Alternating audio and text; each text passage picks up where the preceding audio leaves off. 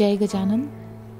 सद्गुरू श्री वीणा भारती महाराज यांची अनन्य शिष्या मी कृष्णमयी, कपिकुल सिद्धपीठम या ईश्वर साधना आश्रमाची कार्याध्यक्षा आणि उत्तराधिकारी आपल्याशी रोजच या मी टाईमद्वारे भेटणार आहे, ज्ञानचर्चा करणार आहे.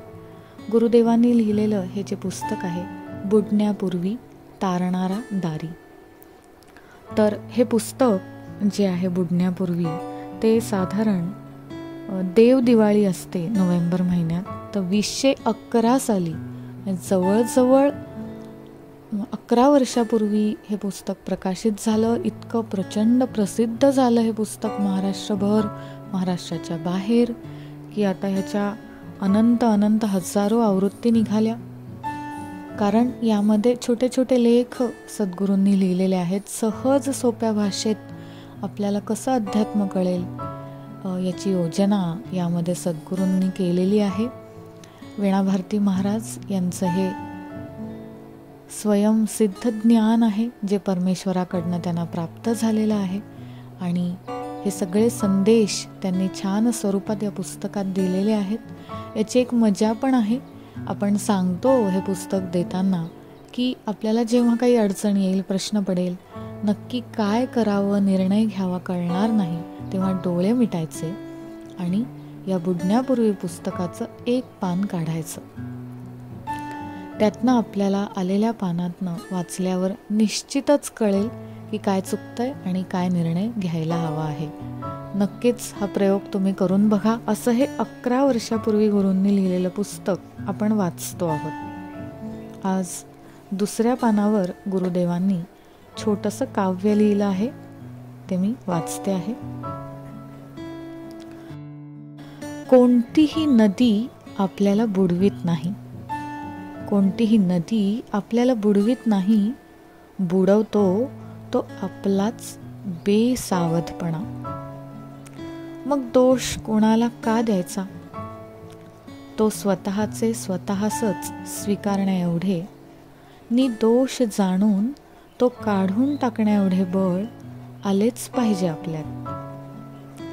त्यास हवा शुद्ध आचार, नित्य मनन नि सूर्यादर्शी प्रामाणिकता.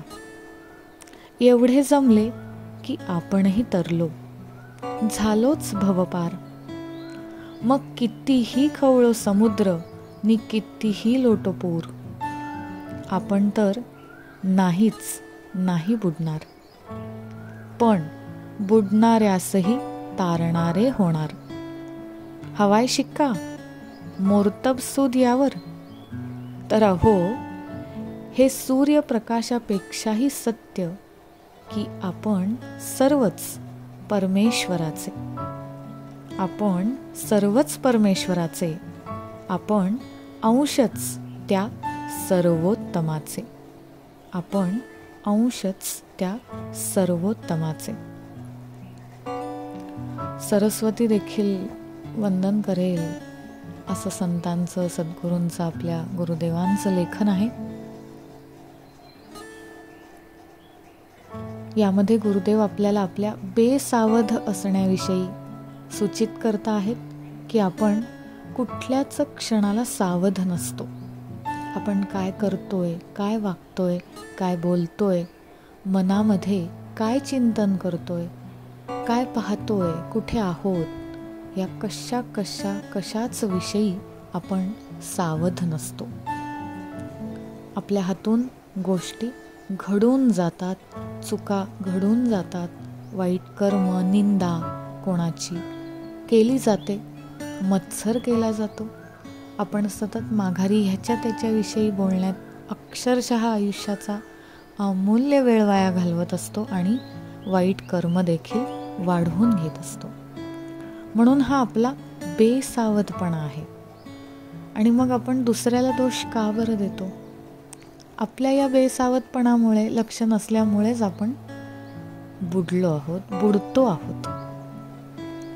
म्हणून त्यावरचा उपाय महाराज सांगतात की तुका म्हणे दोषी मीच, ह्या पद्धतीने आपला दोष आपण बघायचा, स्वीकारायचा. ॲक्सेप्टन्स तो नसतो आपल्याकडे. आपल्याला एक्सप्लेन करायचं असतं की मी कसा चुकीचा नाही आहे. छोट्या छोट्या गोष्टीत सुद्धा आपल्याला आपली चूक ॲक्सेप्ट करायला जड जातं. अहंकार, इगो, नाही मीच खूप हुशार, माझ्याकडनं चूक होऊच शकत नाही, ह्या सगळ्या गोष्टींमुळे आपण डिनाय करतो आणि लगेचच ॲग्रेसिव्ह होऊन विरोध करतो किंवा पटवून द्यायला जातो की मी कसा चुकीचा नाही. यापेक्षा शांतपणे विचार करावा की खरंच मीच दोष आहे, माझ्यातच दोष आहे आणि माझ्या चुकीमुळे, लक्ष नसल्यामुळे, बेसावधपणामुळे ही चूक झाली. स्वीकारावं आणि तो दोष आपल्यातला काढून टाकण्याचं बळ आपल्यामध्ये हवं. त्याच्यासाठी शुद्ध आचरण, नित्य मनन, जे काही सद्गुरू आपल्याला सांगत असतात यूट्यूबवर, प्रवचनातून, त्याचा अभ्यास करणं आणि प्रामाणिकपणा, स्वतःशी देखील आणि परमेश्वराठाई, गुरूंठाई आपण प्रामाणिक हवं.